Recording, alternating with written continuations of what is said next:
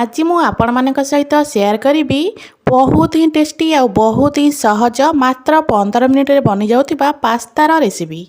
पिलामानंकु तो पास्ता बहुत ही पसंद। आज पास्ता बड़ मानक मध्य बहुत ही भल लागिबो। नमस्कार, मु रश्मि रश्मि यूट्यूब रे आपण समस्त को स्वागत। आशा करुच्ची आपण मानकु आज रेसिपीटी निश्चय भल लागिबो। वीडियोटा को फुल वॉच करिवे। एबे चलंतु स्टार्ट करिबा बहुत ही टेस्टी बहुत ही सहज रे बनी जाउथिबा पास्तार रेसिपी। पास्ता बनिया पे प्रथम आमे गोटे कड़ाई रे अल्प पानी को भल भाबरे गरम करदबा। एबे सेथिरे आमे पास्ता दबा। एठी मु 200 ग्राम भलिया पास्ता नेथिली। एबे सेथिरे अल्प लूण 2 रु 3 ड्रप भलिया तेल दबा। लूण तेल दे सारा पर ताकू भल भाव टिके गोलई दबा। गैस फ्लेम हाई रखिथिबे। पानीटा टिके भल भाव फुटी गला पर गैस को मीडियम करदेबे। एठी मु गैस फ्लेम हाई रखिथिली। हाई फ्लेम रे याकू भल भाव टिके गोलई दबा। एबे जेतबळे हमर पानी भल भाव फुटिबो गैस फ्लेम को मीडियम करके 5 रु 7 मिनिट पर्यंत पास्ता को भल भाव सिझिया पे छाड़िबा। 5 रु 7 मिनिट एटी हो गलानी। एबे चलंतु चेक करबा पास्ता हमर भल भाव सिझी जाइछि कि नहीं।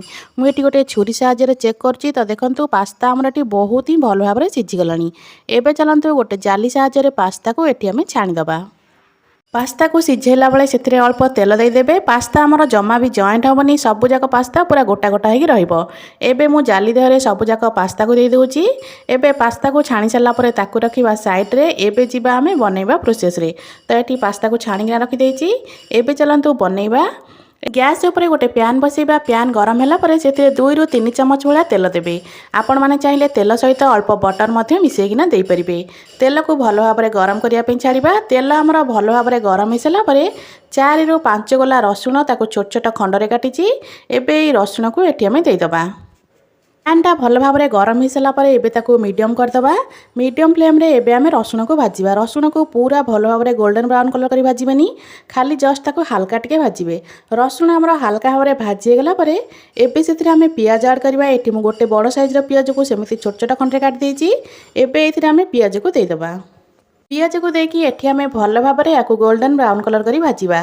तो एठी गैस फ्लेम तो हमर मीडियम अच्छी। मीडियम फ्लेम रे 3 रु 4 मिनिट पर्यंत पियाज को भाजिबा। 3 रु 4 मिनिट पियाज को भाजिला पर पियाज हमर धीरे धीरे कलर चेंज हो। तो रसुण को आम बेसी समय भाजी नथिले। रसुण मध्य पियाज सहित भाजी हो पूरा बहुत बढ़िया भाव में।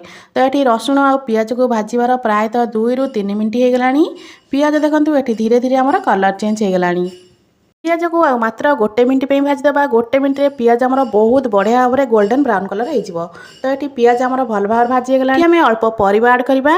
एटी मु नेइथिली अल्प गाजर अल्प बीन्स अल्प नेइथिली कैप्सिकम। आपण माने आपण मानक हिसाब रे परिवा को कम मध्य करी नै परिबे। जदि आपण मानक परिवा पसंद नुहे तो आपण माने केवल पियाज रसुण और टमाटो देकी आपण माने एमिति बहुत बढ़िया पास्ता मध्य बनै परिबे। परिवा को एटी मु टिके भाजी देकी ताकू एबे घोड़ेकिना 2 रु 3 मिनिट पे छाड़ी दोची। 2 रु 3 मिनिट पर एबे आमे कभर काढिबा। तो परिवा देखंतु एटी टिके नरम हो जाईची आ टिके सिझी मध्य गलानी। तो एबे ताकू भल भाव रे टिके एपट सेपट करके भाजी दबा। एबे सेथिरे मु 2टा टमाटो को छोट छोट खंड काटिकिना दे दोची। टमाटो को मु टिके अधिक यूज करची। टमाटो को आम एथि अधिक यूज करुचे पास्तार जो सॉसटा बनब ना बहुत ही बढ़िया बनब।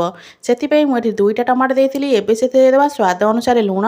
लुण टिके देदेले टमाटो आमर जल्दी नरम हो। एबे ताको कवर करके 1 रु 2 मिनिट पे छाड़िबा। 1 रु 2 मिनिट पर एबे घोड़नी काढ़ा। एबे से दबा गोटे बड़ चामच पास्ता मसला। पास्ता मसला दे सारा पर ताकू भल भाव में एटी मिसई देबा परिवा सहित। एटी देखंतु मसला टमाटो सब पूरा बहुत भल भाव मिसी गलानी। टमाटो मध्य एटी पूरा बहुत भल भाव में सॉफ्ट हो गलानी। पास्तार मसला एटी हमर पूरा रेडी हो गलानी। एबे मसला को टिके भल भाव में गोलई दबा। देखो मसलाटा आमर केते बढ़िया देखा जाउची। तो एबे एथिरे मु 2 रु 3 चमच भाया टमाटो केचप दउची।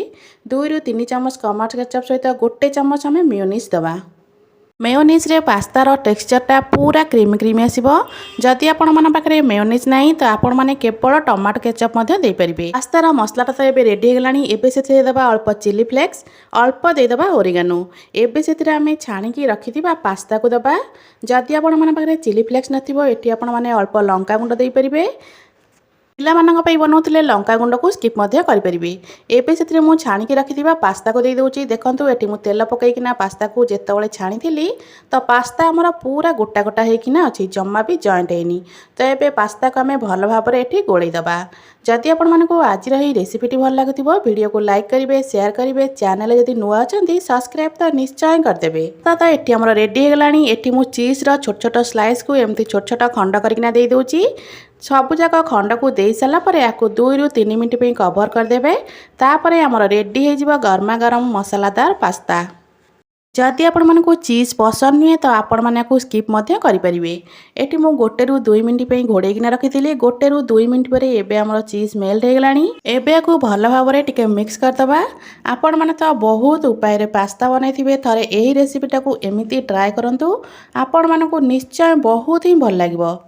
ବନେଇବା ମଧ୍ୟ ବହୁତ ହିଁ ସହଜ, ମାତ୍ର 15 ମିନିଟ୍ରେ ଏହି ପାସ୍ତାଟା ଆମର ରେଡ଼ି ହେଇଥିଲା। ଏଠି ଆମର ଚିଜ୍ ସବୁ ପାସ୍ତାରେ ବହୁତ ବଢ଼ିଆ ଭାବରେ ମିଶିଗଲାଣି। ତ ଏଠି 1 ରୁ 2 ମିନିଟ୍ ପର୍ଯ୍ୟନ୍ତ ଆକୁ ଏମିତି ମୁଁ ଭଲ ଭାବରେ ମିଶାଇ ଦେଇଥିଲି।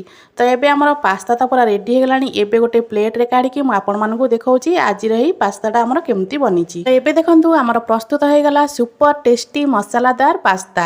ଆଶା କରୁଛି ଆପଣମାନଙ୍କୁ ଆଜିର ଏହି ରେସିପିଟି ନିଶ୍ଚୟ ଭଲ ଲାଗିଥିବ। ପୁଣି ଆସିବି ଗୋଟେ ନୂଆ ରେସିପି ନେଇ, ସେ ପର୍ଯ୍ୟନ୍ତ ରହୁଛି। ନମସ୍କାର, ଜୟ ଜଗନ୍ନାଥ।